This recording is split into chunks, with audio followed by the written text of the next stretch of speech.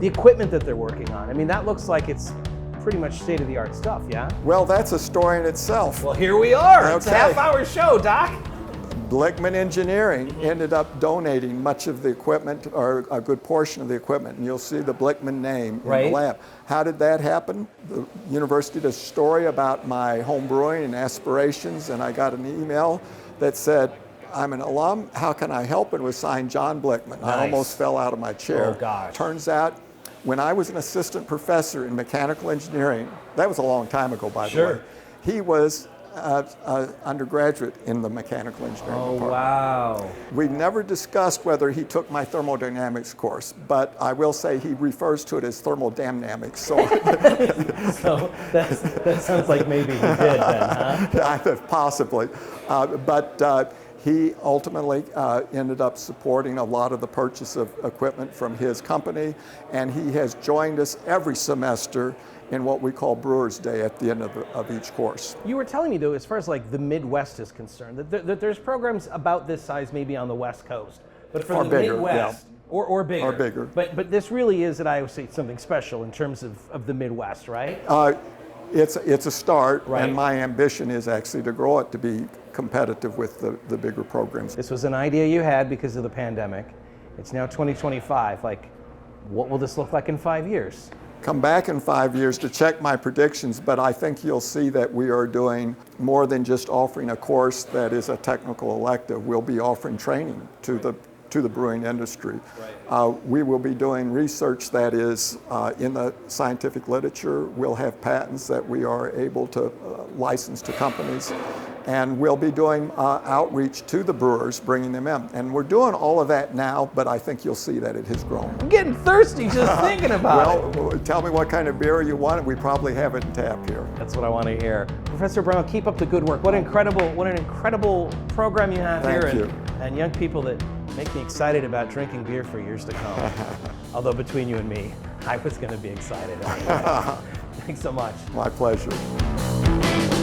This is the part that's going to blow your mind. At least it blew my mind. The Iowa State Brewing program. Behind us, these are undergrads, right? Working on their IPA project, the competition. These are graduate students. Sarah and Alex are joining us here. Sarah, you're working on some crazy stuff.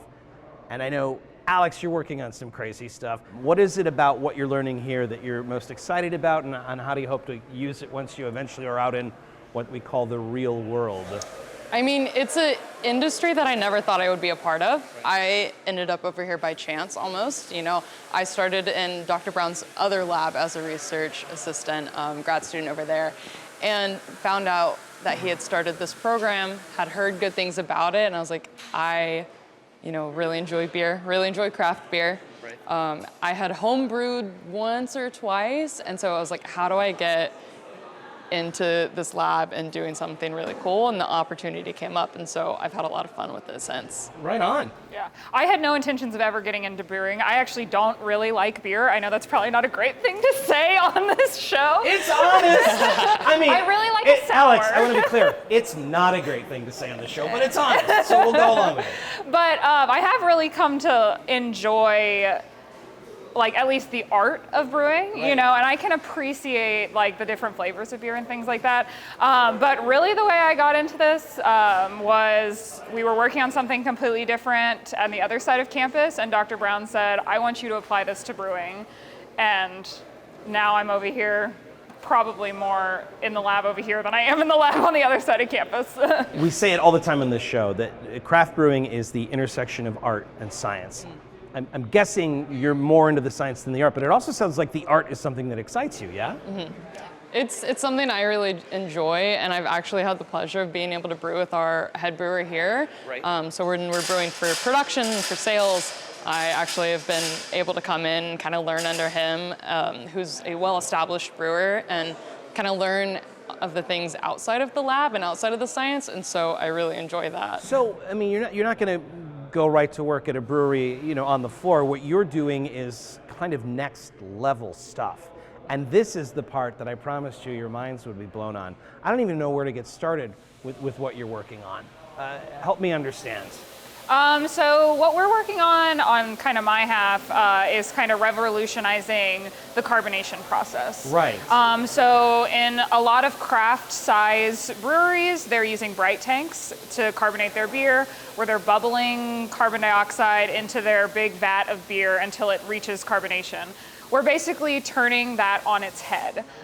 So instead of using small bubbles and a big volume of liquid, we're spraying beer into a big volume of carbon dioxide. And so because the droplets are so small, they absorb the carbon dioxide a lot faster than you can achieve when you have a ton of liquid. And the point of doing this, I mean, it sounds like a tremendous waste of time until you realize it's not about wasting time, it's about gaining time and saving resources, right? Yeah, so you're saving a lot on your energy, both costs and the greenhouse gases associated with generating that energy. Right. And then you're also able to carbonate more beer using a single bright tank than you would be able to with the traditional method. So this is going to save resources. It's going to be better for the bottom line for breweries, which should, in theory, be better for our bottom line as consumers. And it's because rather than pumping the gas into the water, you're pumping the water into the gas. Yeah, pretty How much. do you even come up with something like that? Well, my actual research is on just dissolving gases into liquids. And so we're trying to evaluate different methods to do that, and that method is using droplets. So we said, okay, well, if this can be applied to other systems in industry, why can't we apply it to beer? Wow. So beer will be carbonated more efficiently and quicker. About 100 times faster. I'm sorry, my brain just broke in half. It'll be carbonated 100 times faster. Yeah. And it'll be cheaper.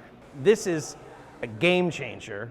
And it works. Like, what kind of reaction have you had from brewers? Because I can't imagine they're stoked about changing a fundamental process so quickly based on a paper that you wrote, right? I mean, yeah, I feel that the anecdotal evidence that we have from our taste testing within the lab, we've found that there's no identifiable taste difference between the beer that we're carbonating with this rapid device versus the beer we're carbonating in a bright tank.